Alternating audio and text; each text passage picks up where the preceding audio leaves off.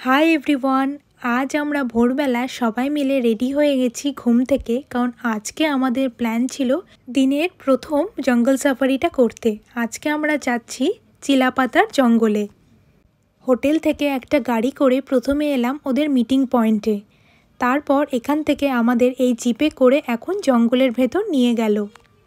ঘন কুয়াশায় জঙ্গলের ভেতর আমরা চলতে লাগলাম, এইটায় আশা নিয়ে যে কিছু তো একটা দেখতে পাবো, কিন্তু মনে হয় তারা এখনও ঘুম থেকে ওঠেনি। শুনেছি এই ভিউ পয়েন্ট থেকে অনেক গন্ডার দেখা যায়, কিন্তু আমাদের দুর্ভাগ্য আমরা দেখতে পেলাম না। আর তার বদলে দেখলাম হাতি। অবশ্য এগুলো সবই পোষ্য হাতিই ছিল। এটা খানিকটা ভাগ্যের ব্যাপার বলতে পারো। কখন যে তুমি ওদের দর্শন পাবে বলা মুশকিল।